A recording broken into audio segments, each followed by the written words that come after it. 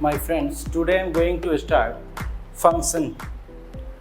तो इससे पहले मैं बेबी कर्व मेथड पढ़ चुका हूँ, लीनियर इनइक्वालिटी भी पढ़ा हूँ, है कि नहीं। तो मेरा जो थर्ड वीडियो लेक्चर है वो हम लोग फंक्शन डिस्कस करते हैं। तो देखो फंक्शन एक्चुअली मुझे डिटेल में क्लास 12 में पढ़नी है, बट हम लोग अभी बेसिक्स फंक्शंस पढ़ेंगे। कुछ फंक्शन का स्टार्टिंग का डेफिनेशन पढ़ेंगे, डोमेन, रेंज, रेशनल फंक्शन, उसके बाद पॉलिनोमियल फंक्शन, मॉडुलस और लॉगरिथमिक फंक्शंस पढ़ेंगे इसमें, ठीक है। बाकी जो हम लोग का पार्ट्स है वो फिर हम लोग क्लास 12 में पढ़ेंगे, ठीक है। तो ये जो अभी फंक्शन ओनली फॉर 11th के लिए मैं पढ़ा रहा हूँ। अब देखिए मैं कुछ एग्जाम्पल से आपको फंक्शन समझाना चाहता हूँ कि इस एग्जाम्पल देखिए आपको लग रहा होगा कि ये क्या बना दिया, ये कुछ जूसर ये समथिंग बना दिया है कि नहीं। तो लग रहा है थोड़ा मजाक टाइप का, है कि नहीं। लेकिन यदि आप इसको गौर से देखेंगे तो फंक्शन का ये कंसेप्ट है आपका।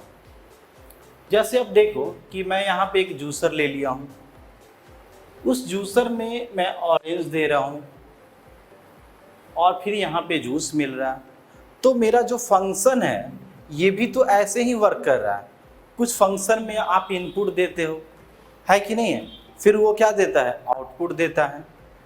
तो जैसे आप देखो यहाँ पे ऑरेंज दे रहे हो तो ये मेरा इनपुट हो गया और इसमें आपका जो ऑरेंज जूस निकल रहा है ये मेरा आउटपुट हो गया, है कि नहीं। अब देखो सेकेंड केस में मैं यहाँ पे क्या दे रहा हूँ, मैं एप्पल दे रहा हूँ, तो फिर क्या आ रहा है यहाँ पे देखो तो एप्पल जूस आ रहा है। तो एक चीज़ तो ये क्लियर है कि हर केस में आउटपुट क्या आ रहा है, डिफरेंट होगा। तो आउटपुट किस पे डिपेंड कर रहा है, आउटपुट किस पे डिपेंड कर रहा है, आउटपुट इनपुट पे डिपेंड कर रहा है, क्या आप दे रहे हो, है कि नहीं। And also depend on function, है कि नहीं। जैसे मान लो कि इस पे भी तो डिपेंड कर रहा है। मान लो आप जूसर को हटा दो, जूसर को हटा दो, यहाँ पे कटर डाल दो, तो क्या आएगा, यहाँ पे कटा हुआ फ्रूट्स आएगा, है कि नहीं।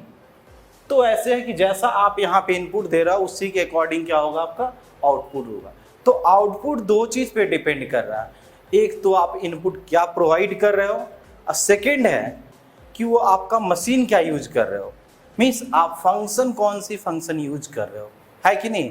जूसर दोगे तो जूस आएगा, कटर दोगे तो कटा हुआ फ्रूट्स आएगा। अब एक चीज़ और भी यहाँ पे है कि जैसे मान लो कि मैं यहाँ पे एप्पल नहीं दूँ, मैं कोई एक स्टोन डाल देता हूँ, इसमें कोई पत्थर डाल देता हूँ, तो क्या ये वर्क करेगा, क्या होगा, मशीन ही टूट जाएगा, आपका जूसर ही टूट जाएगा, है कि नहीं। तो जैसे मान लो मैं इसमें कुछ और डाल देता हूँ, मैं मान लो ऊड डाल देता हूँ, लकड़ी डाल देता हूँ, तब भी क्या होगा, तब भी ये टूट जाएगा, है कि नहीं।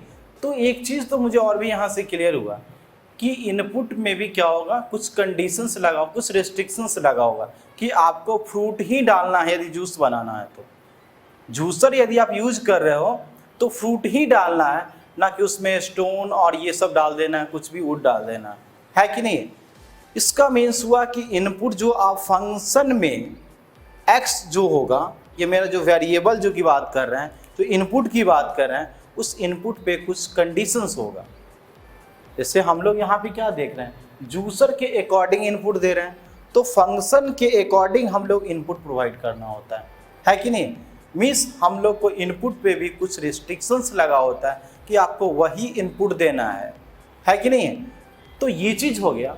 अब ये देखो कि जैसे जो चीज़ हम लोग का आउटपुट है ये किस पे डिपेंड कर रहा है, किस पे डिपेंड कर रहा है, फंक्शन पे डिपेंड कर रहा, जूसर पे डिपेंड कर रहा और इनपुट पे डिपेंड कर रहा। जैसे आपने ऑरेंज दिया तो ऑरेंज जूस मिला, एप्पल दिया तो एप्पल जूस मिला, यदि और भी कुछ पाइनएप्पल देंगे तो पाइनएप्पल का जूस आएगा। तो ये जो है आपका आउटपुट जो है ये डिपेंडेंट है, ये क्या है, डिपेंडेंट है। और यहाँ तो आप फ्री हो, है कि नहीं है, यहाँ पे आप फ्री हैं, कुछ भी डाल सकते हैं। तो ये मेरा क्या होगा, इंडिपेंडेंट वेरिएबल हो गया। ये क्या हो गया, इंडिपेंडेंट वेरिएबल हो गया, और ये क्या हो गया आपका, डिपेंडेंट वेरिएबल। ओके। अब ये चीज़ देखें कि हम लोग यहाँ पे क्या देखते हैं कि जैसे आप यहाँ पे इनपुट डाल रहे हो, ध्यान से देखो, ये इनपुट डाल रहे हो और ये आपको आउटपुट मिल रहा है, ये आपको आउटपुट मिल रहा है। और ये देखो फंक्शन है कि नहीं, तो इस फंक्शन में आप इनपुट दे रहे हो तो आपको आउटपुट मिल रहा है, इनपुट दे रहे हो तो आउटपुट मिल रहा है। तो जस्ट इसी तरह हम लोग सोचते हैं एक फंक्शन को, जैसे मान लो कि y equal to F X एक function, y equal to F X एक फंक्शन है कि नहीं। वो फंक्शन कैसा फंक्शन लेते हैं, ये एफ एक्स इक्वल टू मान लो मैं एक्स स्क्वायर लेता हूँ, एफ एक्स इक्वल टू क्या लेता हूँ, एक्स स्क्वायर लेता हूँ। तो यहाँ भी इस टाइप का हम लोग दो डायग्राम बनाते हैं, एक ये सर्कुलर बनाते हैं, अब देखो एक ये सर्कुलर बनाते हैं, और यहाँ से हम लोग क्या कर रहे हैं, यहाँ से इनपुट है ये, और ये क्या है आपका आउटपुट, ये इनपुट है और ये क्या है आउटपुट है। तो हम लोग इसमें इनपुट क्या कर रहे हैं, जैसे -2, -1, 0, 1, 2, 3, 4 ये दे रहे हैं। तो बोलो इसके अकॉर्डिंग आउटपुट क्या होगा। मान लो कि मैं आउटपुट में ऐसे कुछ भी ले रहा हूँ, जैसे मान लो कि 0 ले रहा हूँ, 1, 2, 3, 4, 6, 9, 16 समथिंग डॉट डॉट, और भी होगा, इधर भी और भी आप ले सकते हो। तो अब ये देखो फंक्शन क्या है, f x equal to x square की, आप ये मेरा इनपुट x इनपुट है और ये जो फंक्शन का वैल्यू है दैट इज आउटपुट, ये क्या हो गया मेरा आउटपुट हो गया। तो अब ये x की वैल्यू यदि -2 देते हो तो y क्या मिलेगा बोलो तो 4 मिलेगा। तो आप इसको इससे ज्वाइन कर दो। अब -1 डाल रहे हो तो बोलो क्या मिलेगा, देखो तो 1 मिलेगा। 0 डालोगे तो बोलो क्या मिलेगा, 0 मिलेगा। 1 डालोगे तो क्या मिलेगा, देखो 1 मिलेगा। 2 डालने से बोलो क्या मिलेगा, 4 मिलेगा। 3 डालोगे तो क्या मिलेगा, 9 मिलेगा। 4 डालोगे तो क्या मिलेगा, 16 मिलेगा। वो ध्यान से देखना है, बहुत बेसिक कंसेप्ट है फंक्शन का। तो जैसे मान लो कि आप यहाँ पे इनपुट डाल रहे हो तो उसके अकॉर्डिंग आउटपुट आपको मिल रहा है कि नहीं। तो आप यहाँ पे जो भी चाहो आप पुट कर सकते हो, है कि नहीं। तो ये आपका कैसा वेरिएबल है, देखो तो ये इंडिपेंडेंट वेरिएबल है, लेकिन ये आउटपुट किस पे डिपेंड कर रहा है, इंडिपेंडेंट वेरिएबल पे डिपेंड कर रहा है। तो ये मेरा डिपेंडेंट वेरिएबल हो गया। तो अब ये देखो कि जैसे मान लो कि हाँ 0 अटैच है 0 के साथ, -1 के साथ 1 अटैच है, -2 के साथ 4 है, 2 के साथ भी 4 है, 3 के साथ 9 है और 4 के साथ क्या है 16 है। बट एक बात बताओ कि 2 के साथ कोई नहीं है, 3 के साथ भी कोई नहीं है कि नहीं। ये आपका किसी का आउटपुट नहीं है। वजह क्या है कि नहीं। तो इसके लिए इनपुट क्या होना चाहिए, इसके लिए यदि इनपुट मैं √2 देता तो इसका आउटपुट 2 आता, है कि नहीं। यदि इसके लिए मैं इनपुट √3 देता तो मेरा आउटपुट कितना आता, आउटपुट 3 आता, है कि नहीं। ये 3 आता। तो ये जो मेरा इनपुट वाला पोर्शन है, जो आप इनपुट दे रहे हो, इसको हम लोग कहते हैं डोमेन। ये डोमेन, और ये इसको ए ले लेते हैं और इसको क्या लेते हैं हम लोग, बी लेते हैं। इसको ए और इसको बी लेते हैं। ये मेरा डोमेन हो गया।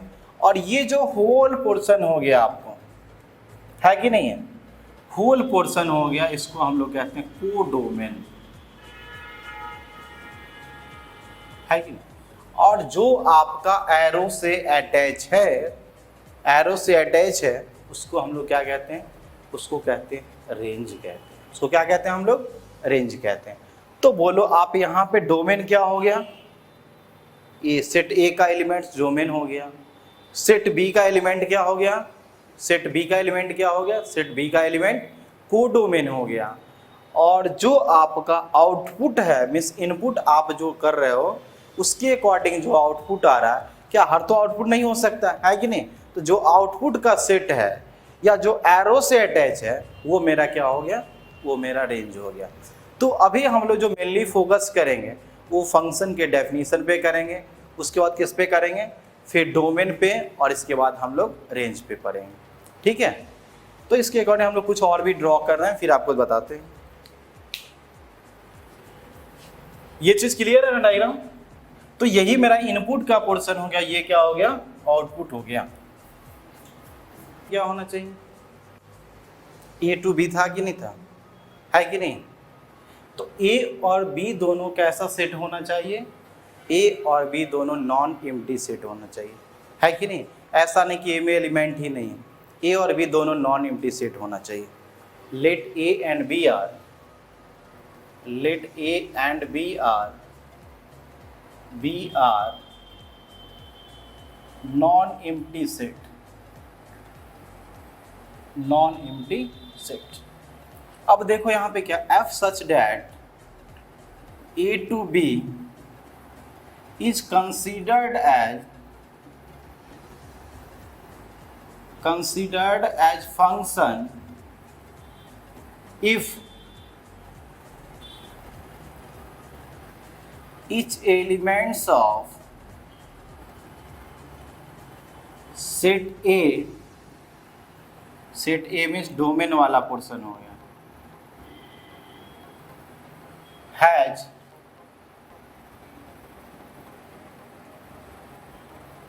exactly one output, exactly different output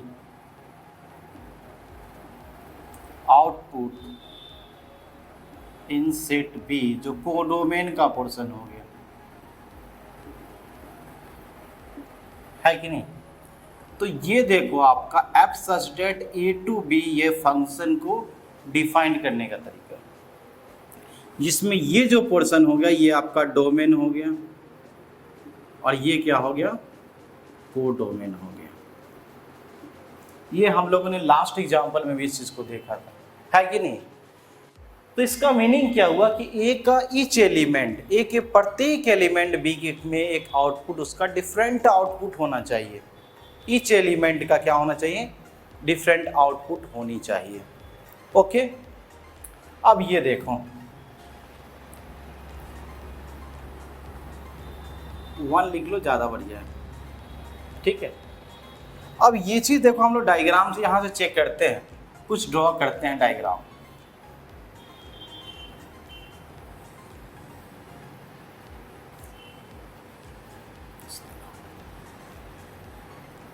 ये ए हो गया और ये क्या हो गया बोलो, बी हो गया। एक और ड्रॉ करते हैं यहाँ पे, ये भी ड्रॉ करते हैं, ए है और ये बी है।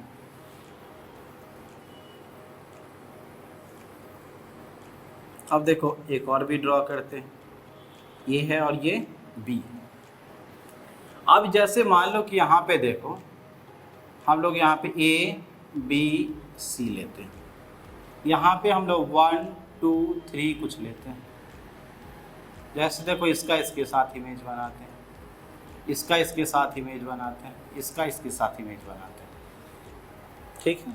सेकंड केस में लेते हैं, जैसे मान लो कि ये अभी भी ए है, ये बी है और ये सी, ये 1 2 3 है, इसका इसी के साथ हो, ये इसी के साथ अटैच होगा और ये आपका यहाँ पे होगा और इसका भी आप इसी के साथ होगा, ठीक है। यहाँ पे हम लोग क्या रहे हैं, ए बी सी लेते हैं, सो 1 2 3 हो गए। तो ये देखो इसके साथ होगा, ये भी देखो इसके साथ और ये इसके साथ। मान लो एक आउटपुट यहाँ पे इनपुट डी भी रखते हैं इस केस में, ध्यान समझेंगे। तो देखो यहाँ क्या है कि f such that A to B is considered at function if each element of set A has exactly one output in set B. Each element, तो ईच एलिमेंट की बात कर रहा है, तो क्या ये फंक्शन होगा, ये फंक्शन नहीं होगा, ये फंक्शन नहीं होगा, चूंकि डी का कोई ऐसा आउटपुट नहीं है। जो भी आप इनपुट डाले उसका आउटपुट होना चाहिए, आउटपुट नहीं हो रहा है मीन्स वो फंक्शन नहीं होगा, ठीक है।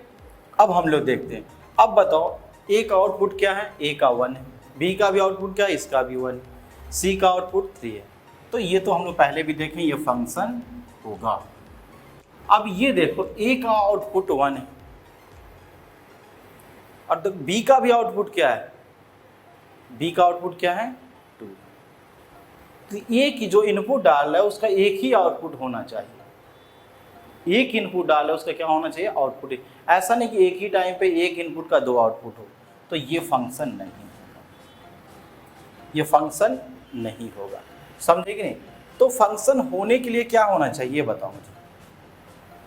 फंक्शन देखो यहाँ पे, फंक्शन होने के लिए क्या होना चाहिए कि सेट ए के प्रत्येक एलिमेंट का बी में एक यूनिक आउटपुट होना चाहिए, या ए का प्रत्येक एलिमेंट बी के साथ यूनिकली एसोसिएटेड होगा तो आप उसको फंक्शन बोलोगे, है कि नहीं है। और एक में प्रत्येक एलिमेंट होना चाहिए, ईच एलिमेंट ऑफ सेट ए, तो ये तो नहीं होगा। अब देखो एक एलिमेंट का एक से ज़्यादा आउटपुट नहीं होना चाहिए। यदि एक एलिमेंट का एक से ज़्यादा आउटपुट होता है, मोर देन वन आउटपुट होता है, तो हम लोग का फंक्शंस में नहीं आता है कि नहीं। अब देखो ये होता क्या है, एक्चुअली में ये होता है रिलेशन। अभी इसके बाद इसके बारे में अभी हम लोग नहीं पढ़ेंगे, अभी हम लोग बेसिक में पढ़ रहे हैं। तो ये एक्चुअली होता रिलेशन है। रिलेशन मीन्स जितना भी आपका आ गया, रिलेशन के लिए कोई टर्म्स एंड कंडीशन नहीं होता है कि नहीं। जैसे हम लोग का जो रिलेशन, कोई टर्म्स एंड कंडीशन नहीं है, आप किसी से चाहो तो शादी कर लो, जितना चाहो उतना कर लो, है कि नहीं है। तो वो मेरा यहाँ भी एप्लीकेबल होता है कि नहीं है। तो बट यहाँ पे जो फंक्शंस होता है ना, फंक्शंस में टर्म्स एंड कंडीशंस लगा हुआ होता है कि दो कंडीशंस है। एक है कि ईच एलिमेंट होना चाहिए, each element of set A has uniquely associated with elements of set B. और दूसरा क्या हो गया, एक एलिमेंट का एक से ज़्यादा आउटपुट नहीं होना चाहिए, ठीक है। एक चीज़ और भी है, देखो इसको हम लोग इमेज कहते हैं। इसको क्या कहते हैं हम लोग, इसको इमेज कहते हैं। और ये आपका इसको क्या कहते हैं, ये प्री इमेज हो गया। तो यदि आपसे कोई पूछता है कि बताओ 3 का इमेज कितना, सी का इमेज क्या होगा, सी का इमेज 3 होगा, और सी का प्री इमेज क्या होगा, तो सॉरी 3 का प्री इमेज क्या होगा, तो प्री इमेज सी होगा। मीन्स डोमेन वाला जो पार्ट होता है वो आपका प्री इमेज होता है, और जो को डोमेन का पार्ट होता है वो क्या होता है, वो मेरा इमेज होता है, ठीक है। तो अब इसको यहाँ से हम लोग किसी एक एग्जाम्पल से डोमेन रेंज को थोड़ा क्लियर करते हैं।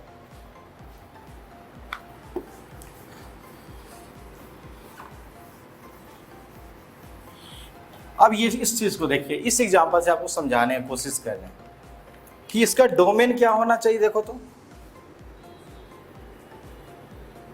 डोमेन क्या होना चाहिए, ए बी और सी डोमेन होना चाहिए, है कि नहीं। और बोलो इसका को डोमेन क्या होगा, को डोमेन कितना होगा, बोलो 1 2 3 होगा। बी का एलिमेंट को को डोमेन कहते हैं। और रेंज एक आता है वर्ड, रेंज क्या आएगा बोलो, रेंज सिर्फ 1 और 3 रेंज आएगा, 2 नहीं आएगा, क्योंकि रेंज क्या होता है, आउटपुट का सेट होता है। तो डोमेन, रेंज और को डोमेन कोई डाउट नहीं है, ठीक। तो हम लोग थोड़ा अब इससे आगे बढ़ते हैं।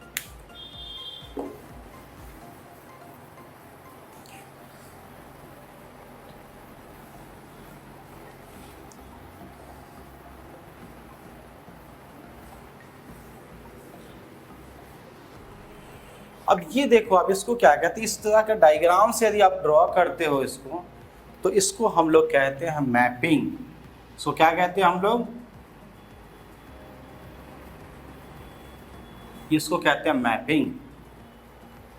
यदि आप इस टाइप का सर्किल से इसको रिप्रेजेंट करोगे फंक्शन को, और यहाँ पे हम लोग ऐसे लिखते हैं एफ, यदि फंक्शन को आप ऐसे रिप्रेजेंट करोगे तो इसको हम लोग क्या कहते हैं, इसको मैपिंग कहते हैं, mapping, okay.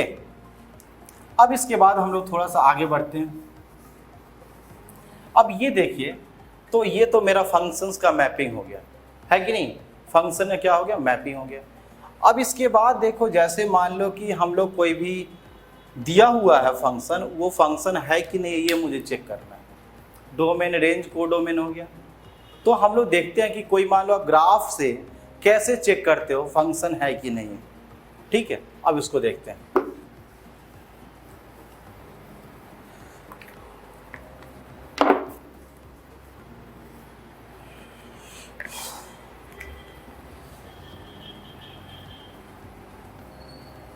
Which of the following are functions?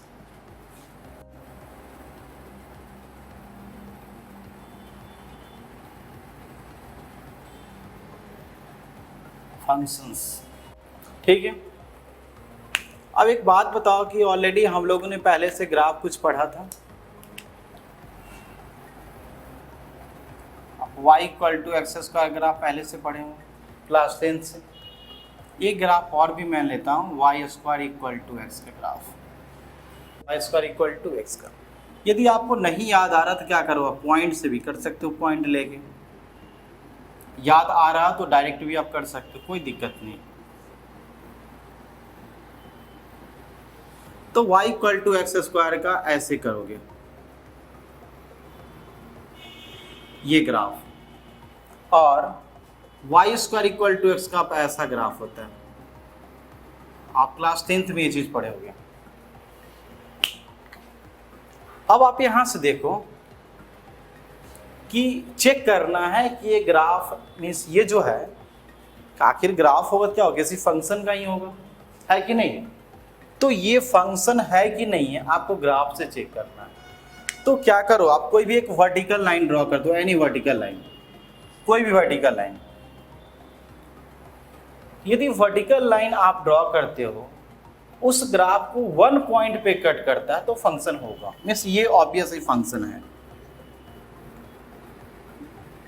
Function है। लेकिन यदि ग्राफ जो आपका वर्टिकल लाइन है मोर देन वन पॉइंट पे कट करता है तो फंक्शन नहीं होगा, मीन्स ये फंक्शन नहीं है, ये फंक्शन नहीं है कि नहीं। तो इस जो टेस्ट है ना, इसको वर्टिकल लाइन टेस्ट कहते हैं। इसको टेस्ट को क्या कहते हैं, वर्टिकल लाइन टेस्ट। तो क्या कहते हैं, vertical. If any vertical line cuts graph at one point, then it is function.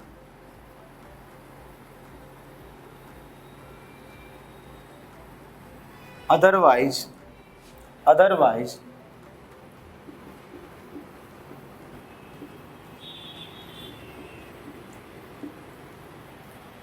It is not function. ठीक है, कोई भी वर्टिकल लाइन एक बार कट करता तो फंक्शन होगा। जैसे मान लो, और भी मैं कुछ एग्जांपल से आपको बता रहा हूँ। जैसे मान लो कि कोई ऐसा ग्राफ हो, ऐसा कोई ग्राफ हो, ऐसा कोई भी लाइन आप ड्रॉ कर दो, कितना बार कट किया, एक बार, तो ये फंक्शन होगा। जैसे मान लो कि आप ड्रॉ कर रहे हो, मान लो कि मैं सेकेंड एग्जाम्पल ले रहा हूँ, ये फर्स्ट एग्जाम्पल हो गया। अब जैसे मैं सेकेंड एग्जाम्पल ले रहा हूँ, ऐसा मान लो कोई ग्राफ इस टाइप का, इस टाइप का मान लो ऐसा बना हुआ। ठीक है, तो आप क्या करो ना, कुछ करना नहीं है इसमें, एक वर्टिकल लाइन ड्रॉ कर दो। कितना बार कट कर रहा, मोर देन वन कर रहा है तो ये फंक्शन नहीं होगा। ठीक है, एनी डाउट नहीं है। तो इस टेस्ट को हम लोग भी दे रहा हूं, एग्जाम्पल दे रहा हूं। Which of the following is function? एक क्वेश्चन दे रहा हूं। फर्स्ट में क्या है, 1 2 3 4 5 6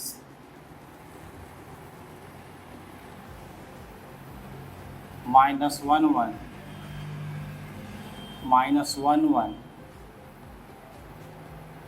2 4 3 9, थर्ड में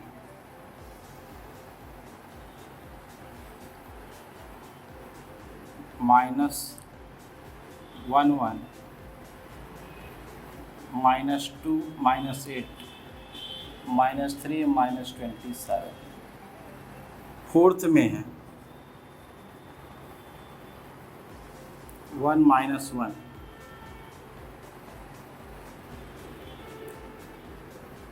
1 1 4 2, कुछ ऐसा है। ठीक है। तो आपसे पूछ रहा इसमें कौन कौन सा फंक्शन नहीं है सर, इज नॉट फंक्शन, नहीं पूछ रहा, इज नॉट फंक्शन।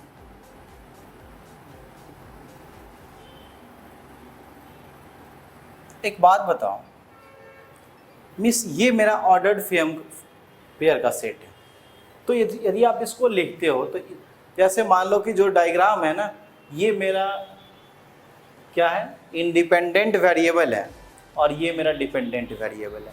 मीन्स ये फंक्शन का वैल्यू है और ये उसका इनपुट है। Means x coordinate is input and y coordinate is output है। तो एक बात बताओ, इसका मीनिंग क्या हुआ कि आप यदि एक इनपुट दे रहे हैं, देखो डिफरेंट, तो ये फंक्शन तो आपके अनुसार होना चाहिए। सेकंड वाले में देखो तो आउट, यदि इनपुट दे रहे हो डिफरेंट तो आउटपुट भी मिल रहा है, ये भी होना चाहिए, ये भी होना चाहिए। लेकिन यदि लास्ट केस में क्या देख रहे हो, लास्ट केस में देख रहे हो कि सेम इनपुट का डिफरेंट आउटपुट है, इनपुट सेम दे रहे हो, डिफरेंट आउटपुट आ रहा है। इसका मीनिंग क्या हुआ, एक एलिमेंट का एक से ज़्यादा इमेज है कि नहीं है? तो इसका मीन्स ये फंक्शन नहीं होगा। यही मेरा आंसर हो गया, समझ में आया? तो ये चीज़ ध्यान रखेंगे, जिसके मान लो जब भी ऐसा इस फॉर्म में गिवन होगा तो आप देख लेना कि ये सेम नहीं होना चाहिए, इस एक्स कोऑर्डिनेट का जो पोर्शन है ये सेम नहीं होना चाहिए।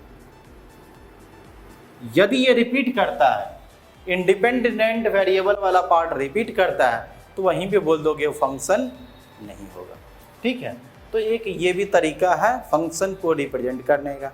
एक तो मैंने आपको डायग्राम से बताया था, उसको मैपिंग कहते हैं। एक ये भी फॉर्म है, आप आगे जाएंगे क्लास 12 में तो डिटेल में पढ़ेंगे इस चीज़ को। ये भी एक रिप्रेजेंट करने का फॉर्म होता है।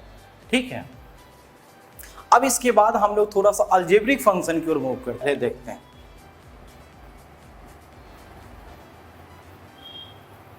डोमेन देखते हैं। डोमेन क्या होता है, हम लोगों ने डायग्राम में देख लिया था, जो आपका इनपुट है वही डोमेन होता है। लेकिन हम लोगों ने देखा था ये चीज़ कि इनपुट में कुछ टर्म्स एंड कंडीशंस लगा होता है। ऐसा नहीं कि आपको जो मन कर रहा है वो देते जा रहे हो, है कि नहीं है? तो आपका फंक्शन के अकॉर्डिंग उसमें कुछ रेस्ट्रिक्टेड इनपुट देना होता है, उसी को हम लोग क्या कहते हैं, उसी को हम लोग डोमेन कहते हैं, है कि नहीं? तो डोमेन का डेफिनेशन क्या होना चाहिए, क्या होना चाहिए? The value of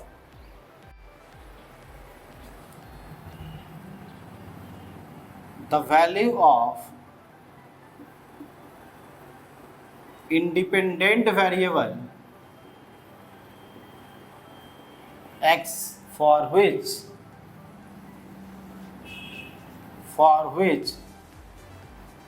function is defined,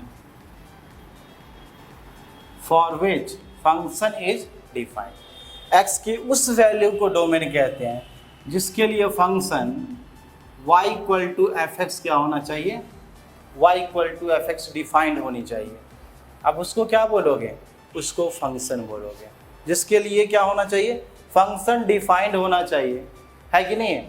तो उसमें जो x का वैल्यू होगा, इंडिपेंडेंट वेरिएबल का वैल्यू होगा, दैट वैल्यू इज कॉल्ड क्या होना चाहिए, डोमेन होना चाहिए। ठीक है, और हम लोग आगे ये चीज़ पढ़ेंगे, रेंज क्या होता है? रेंज होता है फंक्शन का वैल्यू होता है फॉर इट्स क्रॉसपॉन्डिंग डोमेन। जो आप इनपुट दे रहे हो उसके क्रॉसपॉन्डिंग जो आउटपुट आ रहा है, उस आउटपुट को हम लोग क्या कहते हैं, उसको हम लोग कहते हैं रेंज कहते हैं। ठीक है, तो वो हम लोग बाद में पढ़ेंगे, अभी हम लोग डोमेन से स्टार्ट करते हैं। तो देखो y इक्वल टू जो आप एफ एक्स का बात कर रहे हो ना, ये x के वैल्यू को डोमेन कहते हैं, और ये जो होता है ये रेंज होता है। तो यही x के that value of x for which function is defined होनी चाहिए। x के उस वैल्यू को डोमेन कहते हैं जिसके लिए फंक्शन डिफाइंड होगा, तो उसको क्या कहेंगे हम लोग, डोमेन कहेंगे। और जो फंक्शन का वैल्यू होगा उस क्रॉसपॉन्डिंग डोमेन के लिए दैट इज कॉल्ड रेंज कहते हैं। ओके, अब कुछ एग्जाम्पल से आपको क्लियर करते हैं कि जैसे कैसे हम लोग डोमेन फाइंड करते हैं, किसी फंक्शन का कैसे हम लोग डोमेन निकालते हैं। ओके,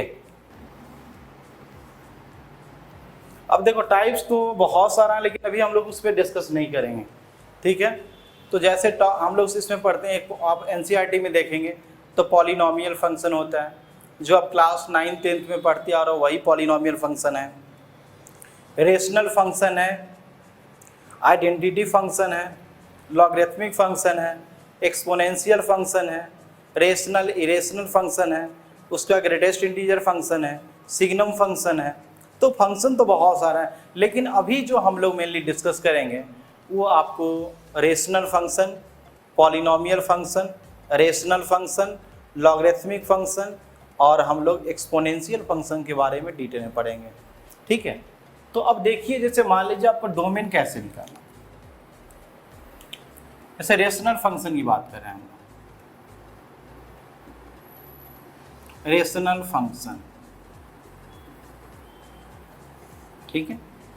तो रेशनल फंक्शन में देखो, यदि इसका फॉर्म ये होना चाहिए, यदि px/qx का फॉर्म होगा और qx नॉट इक्वल टू 0 होगा, क्या होना चाहिए, qx नॉट इक्वल टू 0 होगा, तो इस फंक्शन को हम लोग क्या कहते हैं, रेशनल फंक्शन कहते हैं।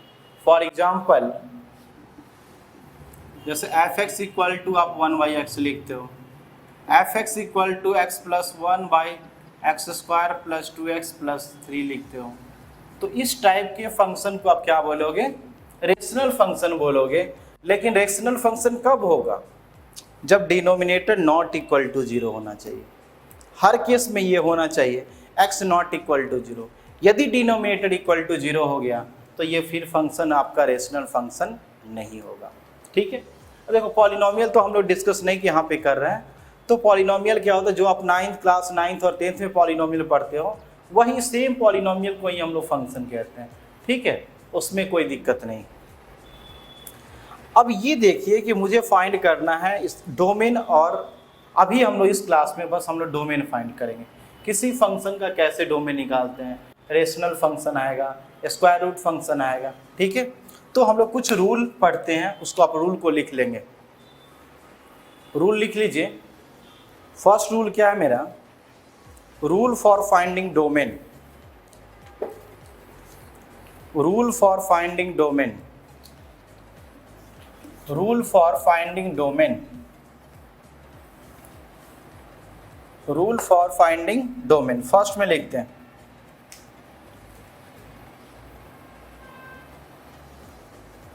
रूल फॉर फाइंडिंग डोमेन, ठीक है। फर्स्ट में क्या है आपका, फर्स्ट में क्या, expression under, expression under even root, expression under even root. Second में हम लोग लिखेंगे denominator, denominator not equal to 0। Third में हम लोग लिखेंगे कि if domain of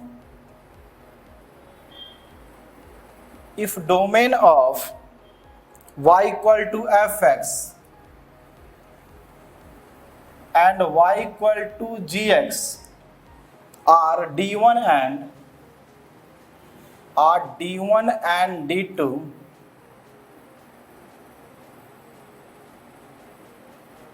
d1 and d2 respectively, then domain of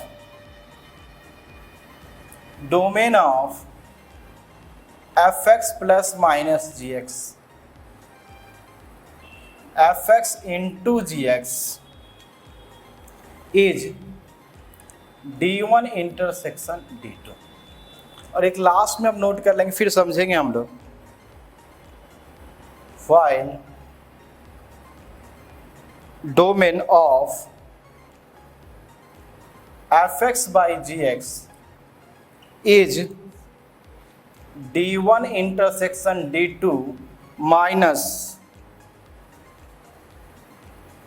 gx not equal to 0, gx not equal to 0। अब ये देखिए कुछ रूल है जिसको हम लोग फॉलो करेंगे। फर्स्ट में क्या है कि एक्सप्रेशन अंडर इवन रूट, इसी में यही आ गया स्क्वायर रूट, इसी में आ गया स्क्वायर रूट, ठीक है। Denominator not equal to zero means वही क्यूएक्स वाला part not equal to zero आ गया। अब जैसे मान लो दो डिफरेंट फंक्शंस गिवन होगा, दोनों का हम लोग अलग अलग डोमेन फाइंड करेंगे, फिर क्या करेंगे, दोनों का इंटरसेक्शन निकाल देंगे, तो वही किसका हो जाएगा, आपका इसका डोमेन हो जाएगा। यदि मान लो इस फॉर्म में है, पी बाई क्यू के फॉर्म में है, f x by g x के फॉर्म में है, तो आप एफ एक्स का डोमेन निकाल लो, जी एक्स का डोमेन निकाल लो, दोनों का इंटरसेक्शन कर दो। एक चीज़ और, जो G X not equal to zero को क्या कर दो, इसमें से माइनस कर दो इंटरसेक्शन वाले पार्ट से, तो ये क्या हो जाएगा, F x by means rational function का यदि आपको डोमेन निकालना है तो इसका निकाल दो, इसका निकाल दो, इंटरसेक्शन में से क्या कर दो, G X not equal to zero को यदि माइनस कर दोगे तो आपका इसका डोमेन आ जाएगा, ठीक है। तो एक और हम लोग अभी कुछ एग्जांपल्स देखते हैं, देखिए आप एग्जांपल देखते हैं। Find domain of following functions, find domain of following functions, जो फंक्शन है इसका डोमेन निकालना है। फर्स्ट में function f x equal to 1/x, ठीक है। सेकेंड में जो फंक्शन है f x equal to x plus 1/x plus 2 दिया हुआ। थर्ड में फंक्शन है f x equal to x square plus 3x plus 5। Fourth में फंक्शन है, हम लोग यहाँ पे लिखते हैं f x equal to x plus 3 divided by x square minus 1। Fifth में वो जो फंक्शन है f x equal to x plus 7 divided by x square minus 5x plus 6। ये टोटल रेशनल फंक्शन और इसका आपको डोमेन निकालना है। तो देखिए डोमेन क्या कब निकालोगे, जब denominator not equal to zero होना चाहिए। तो इस केस में देखो ये डिनोमिनेटर क्या है, x है, तो x not equal to zero होना चाहिए। तो इसका देखो ऊपर तो कांस्टेंट फंक्शन है कि नहीं, 1 है, और ये देखो ये आपका x का ऑल रियल वैल्यू हो सकता है एक्सेप्ट क्या होगा, जीरो होगा। इसका आप जो डोमेन आप लिखोगे, डोमेन R में से क्या करो, जीरो को हटा दो, या एक लिखने का ये भी तरीका R0, ठीक है। ये चीज़ तो ऑलरेडी हम लोग स्टार्टिंग में पढ़ चुके हैं इंटरवल में। अब देखो ये भी क्या है, रेशनल फंक्शन है। तो रेशनल फंक्शन से इसका भी निकालोगे तो ये भी R होगा और इसका भी डोमेन R होगा, क्योंकि पॉलिनोमियल फंक्शन का डोमेन क्या होता है, R होता है। तो इसका भी डोमेन R होगा और इसका भी डोमेन क्या होगा, R होगा। बट ये नॉट इक्वल टू जीरो होगा, means x plus 2 not equal to zero means x not equal to minus 2। तो ये दोनों का इंटरसेक्शन R का तो R ही होगा, उसमें से माइनस कर दो, तो इसका जो डोमेन होगा वो R माइनस क्या होगा, माइनस 2 होगा। समझे कि नहीं। और ये देखो गौर से इसको देखो, ये पॉलिनोमियल फंक्शन जो आपने 9th में पढ़ा था वही है, इसी को हम लोग पॉलिनोमियल फंक्शन कहते हैं यहाँ पे, ठीक है। तो अब ये देखो कि इसमें तो क्यू का कोई फॉर्म ही नहीं है, तो इसके लिए कुछ सोचना ही नहीं है, इसका डोमेन हमेशा R होगा।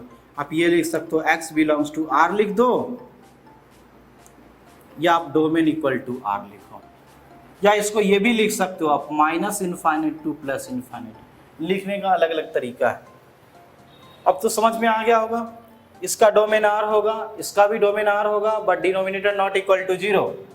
तो x square minus 1 not equal to zero means x not equal to plus minus 1। तो इसका जो डोमेन होगा वो R माइनस क्या होगा, माइनस 1 होगा।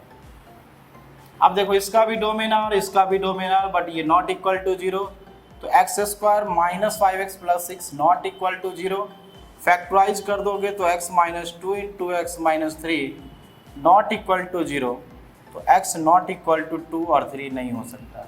इसका डोमेन क्या होगा, इसका डोमेन होगा r माइनस, r में से 2 और 3 को हटा दोगे तो क्या हो जाएगा आपका, इस फंक्शन का डोमेन होगा। तो मैंने इजीली सीख लिया है कि नहीं है रेशनल फंक्शन का डोमेन कैसे निकालते हैं। ओके, अब हम लोग थोड़ा स्क्वायर रूट फंक्शन में चलते हैं।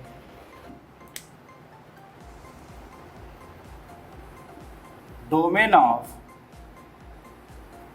Square root function, square root function का डोमेन कैसे निकालते हैं। अब ये देखो, एफ एक्स इक्वल टू आप ऐसा लिख देते हो रूट अंडर जी एक्स, ध्यान से देखना। तो अभी तक हम लोगों ने क्या पढ़ा, रूट के भीतर निगेटिव नहीं होना चाहिए, यहाँ भी सेम कंडीशन है। तो आपका बस ये G X not equal greater than equal to 0 लिखो। यदि मान लो कभी ऐसा फॉर्म आपको आता है 1/रूट जी एक्स का फॉर्म आएगा, डिनोमिनेटर की जगह से क्या कर दोगे, ग्रेटर देन 0 कर दोगे, और ये जो क्रॉसपॉन्डिंग वैल्यू आएगा इसका x की वैल्यू आएगा, दैट इज कॉल्ड डोमेन। ठीक है, तो कुछ एग्जांपल्स अभी हम लोग करते हैं अब इस पे। जैसे देखिए फर्स्ट एग्जांपल क्या है कि f x equal to root under x square minus 14x plus 45। Quadratic से ही स्टार्ट करते हैं क्योंकि हम लोग इनइक्वलिटी में काफ़ी डिटेल में पढ़े हैं ये चीज़। अब ये देखो डिनोमिनेट जो आपका स्क्वायर रूट के भीतर का फंक्शन है वो ग्रेटर देन इक्वल टू 0 होगा डिफाइंड होने के लिए। 14x plus 45 greater than equal to 0, तो फैक्टराइज करोगे तो x minus 5 into x minus 9 greater than equal to 0। आप नंबर लाइन पे यहाँ पे 5 लिखोगे, यहाँ पे 9।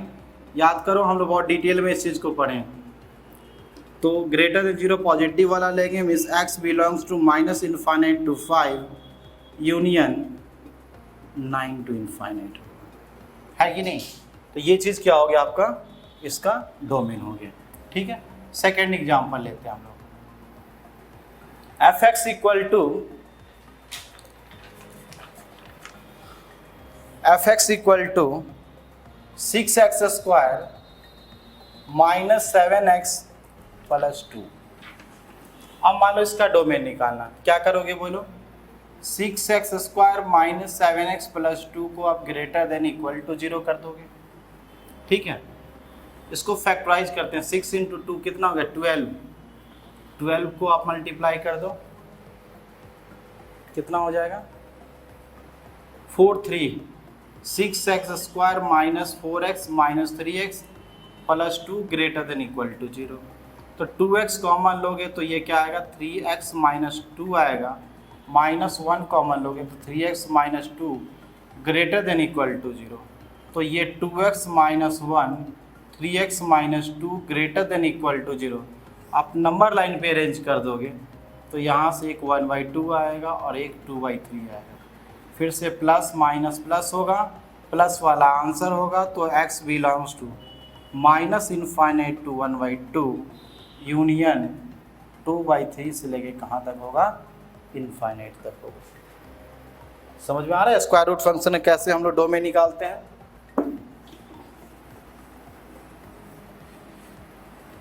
एक और भी हम लोग क्वेश्चन करते हैं, थर्ड क्वेश्चन। अब देखिए थर्ड क्वेश्चन में क्या है कि f x equal to root के भीतर में है x minus 1 into x square plus x plus 1। Easy कर दिया हूँ इसको, फैक्टराइज करके पहले आपको दिया, नहीं तो मैं x³ माइनस 1 भी लिख सकता था इसको। अब ये देखो डिफाइंड होने के लिए क्या होना चाहिए, x minus 1 into x square plus x plus 1 greater than 0, greater than equal to 0। अब एक बात देखो, गौर से देखो कि ये जो आपका इसका ग्राफ आप पहले भी देख चुके हैं, क्लास 10th में देखें, इसका ऐसा ग्राफ आता है, कुछ ऐसा ग्राफ आता है। तो ये तो आपका कट करता ही नहीं है, एक्स एक्सिस को कट ही नहीं करता, मीन्स ऑलवेज पॉजिटिव है कि नहीं है। ऑल रियल वैल्यू के लिए हमेशा क्या होगा, ऑल रियल वैल्यू के लिए पॉजिटिव होगा। इस x square plus x plus 1 की वैल्यू क्या होगा, ऑलवेज पॉजिटिव होता है। तो ऑलवेज पॉजिटिव है तो हटा दो 0 बाई समथिंग पॉजिटिव। इस x minus 1 greater than equal to 0, तो x greater than equal to x belongs to हो जाएगा 1 टू इनफाइनाइट। इसका डोमेन क्या हो गया, डोमेन क्या हो गया, 1 से लेके इसका इनफाइनाइट तक हो गया। ओके, अब ये देखिए नेक्स्ट क्वेश्चन है, f x equal to root under x square minus 3x plus 2 plus 1 by root under x square minus 3x minus 4।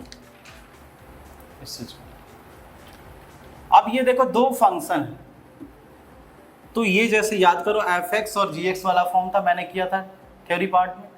तो आप इसका डोमेन निकाल दो, इसका डोमेन निकाल दो, दोनों का इंटरसेक्शन कर दोगे, वही आंसर हो जाएगा। तो सबसे पहले हम लोग इसका लेते हैं, ये डिफाइंड कब होगा, जब x square minus 3x plus 2 greater than 0। ये कब डिफाइंड होगा, जब x square minus 3x minus 4 only greater than 0 होगा, इसमें इक्वल टू भी होगा। ये डिनोमिनेटर की वजह से हो रहा है, तो आप इसको फैक्टराइज अब इजीली कर सकते हो। तो ये कहाँ होगा बोलो, ये आपका 1 और ये 2, ये प्लस, ये माइनस, ये प्लस। तो x belongs to minus infinite to 1 union 2 to infinite हो जाएगा।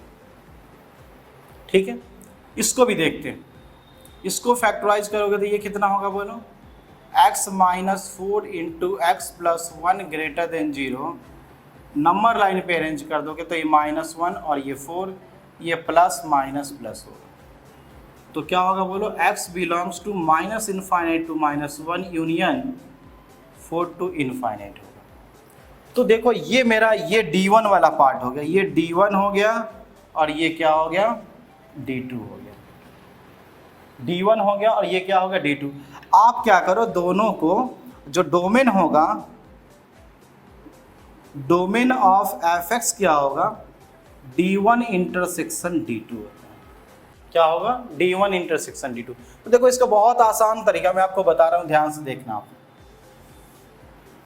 इसको नंबर लाइन पे आप रिप्रेजेंट कर दो, सबसे पहले D1 वाले को, तो 1 2 है, तो देखो तो यहाँ पे 1 है और ये देखो 2 है। इसको भी रिप्रेजेंट करो, तो देखो तो ये -1 है और ये 4 है। ठीक है, तो इस चीज को गौर से देखना, थोड़ा समझना इस चीज को। अब ये देखो फर्स्ट वाला क्या कह रहा है कि minus infinite to 1, minus infinite, ये इससे लेस जाएगा और इसको लेना है, जिस पॉइंट को लेना है आप इसको ऐसे कर लोगे, 2 को भी लेना है, इसको भी ऐसे कर लो, जिसको नहीं लेना है इसको हॉलो सर्किल से दिखाओगे आप। ये कह रहा है 2 से इनफाइनाइट, तो मैंने 2 से इनफाइनाइट कर दिया इसको। क्लियर। अब इसमें देखो क्या दे रहा है कि माइनस इनफाइनाइट टू -1, तो माइनस इनफाइनाइट टू -1 इधर हो गया, 4 टू इनफाइनाइट इधर हो गया, इधर हो गया। तो कॉमन पोर्शन आपको कौन सा लग रहा है, आप ही बोलो कॉमन पोर्शन, जहां दोनों आपको कलर दिख रहा होगा। देखो तो ये वाला पोर्शन होगा, आगे चले जाएंगे डॉट डॉट, इधर भी डॉट डॉट। तो डोमेन क्या हो गया, कॉमन पोर्शन ही डोमेन होता है ना।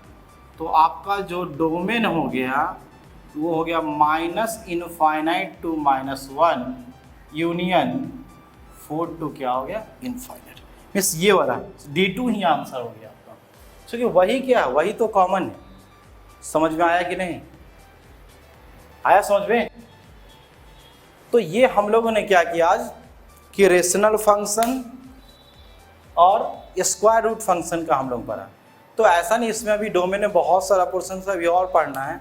इसका हम लोग पहले इस टाइप के क्वेश्चंस का हम लोग रेंज पढ़ेंगे, नेक्स्ट क्लास में रेंज पढ़ेंगे। उसके बाद फिर से हम लोग लॉगरिथमिक फंक्शन पढ़ेंगे, फिर एक्सपोनेंशियल फंक्शन करेंगे।